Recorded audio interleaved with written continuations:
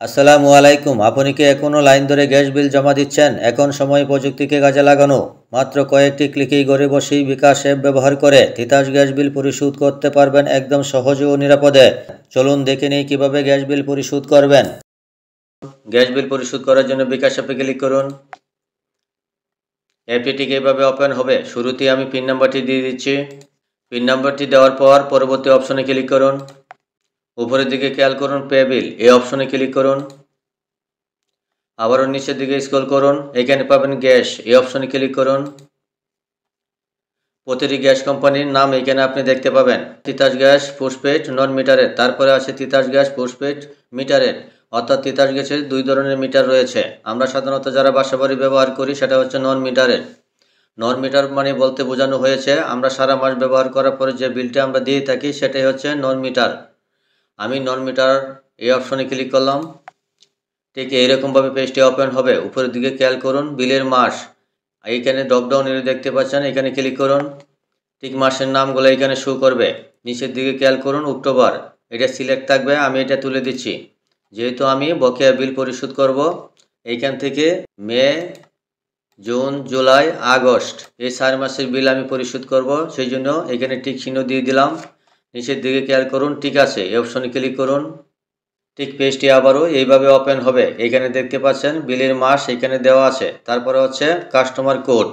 Customer কোডটি কোথায় পাবেন? আপনার গ্যাস বইয়ের মধ্যে কাস্টমার কোডটি থাকবে, সেখান থেকে আপনি কোডটি সংগ্রহ করতে পারেন। তারপরে আমি সিম্পল অপশনে ক্লিক করলাম। ঠিক এইরকমভাবে এখানে আপনার কাস্টমার কোডটি থাকবে, এখান থেকে আপনি সংগ্রহ করবেন, অর্থাৎ আপনার বইয়ে থাকবে। এটা স্যাম্পল হিসেবে দেখানো হয়েছে। আমি এটা বন্ধ করে দিচ্ছি। আমি এখানে কাস্টমার কোডটি দিয়ে দিচ্ছি। কাস্টমার কোডটি দেওয়ার পর নিচের দিকে খেয়াল করুন মোবাইল নাম্বার, আমি এখানে আমার মোবাইল নাম্বারটি দিয়ে দিচ্ছি। মোবাইল নাম্বারটি দেওয়ার পর নিচের দিকে খেয়াল করুন পে বিল করতে এগিয়ে যান, এই অপশনে ক্লিক করুন। ঠিক পেজটি এইভাবে ওপেন হবে। উপরের দিকে খেয়াল করুন বিলের মাস, তারপরে এখানে খেয়াল করুন কাস্টমারের নাম। আপনি ভালো করে এই জায়গাটুকু দেখে নেবেন, নামটা ঠিক আছে কিনা, মোবাইল নাম্বার ঠিক আছে কিনা, এবং আবার কাস্টমারের ঠিকানা, সেই ঠিকানাটা ঠিক আছে কিনা। সব কিছু ঠিক থাকলে নিচের দিকে খেয়াল করুন পে বিল করতে এগিয়ে যান, এই অপশনে ক্লিক করুন। ঠিক এরকমভাবে পেজটি ওপেন হবে। উপরের দিকে খেয়াল করুন বিলের তথ্য, পরিমাণ, এখানে খেয়াল করুন ডবল ব্যানার, কোয়ান্টিটি হচ্ছে 2টি, একটি ব্যানারের জন্য 1080 টাকা, তাহলে 2টির জন্য কত হয় এবং 4 মাসে কত আসে। আমার 8640 টাকা আসে, আমি এখানে দিয়ে দিচ্ছি।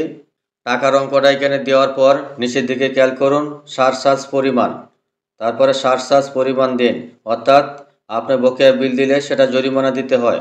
যদি 3 মাস ওভার হয় তাহলে 10 টাকা করে, আর যদি 6 মাস অতিবাহিত হয় তাহলে 20 টাকা করে আপনার প্রতি চুলায় দিতে হয়। আমার যেহেতু অলরেডি আমার বিল আগে বেশি দেওয়া আছে, সেই জন্য আমি এটা আর দিচ্ছি না। একদম নিচের দিকে খেয়াল করুন পরের ধাপে যেতে ট্যাপ করুন, এই অপশনে ক্লিক করুন।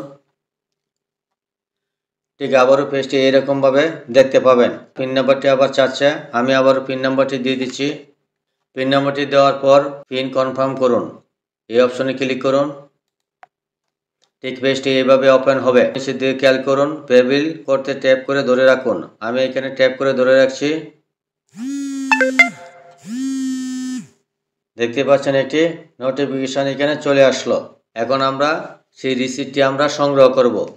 আমরা এখন বিকাশে হোম পেজে ফিরে আসলাম। হোম পেজে আসার পর নিচের দিকে খেয়াল করুন ইনবক্স, এইখানে ক্লিক করুন। ঠিক এরকমভাবে পেজটি ওপেন হবে। আমরা যে বিলটা পেড করলাম সেটা দেখতে পাচ্ছেন 8640 টাকা, এই অপশনে ক্লিক করুন। ঠিক এরকমভাবে পেজটা ওপেন হবে। এখানে খেয়াল করুন ডাউনলোড রিসিপ্ট, এই অপশনে ক্লিক করুন।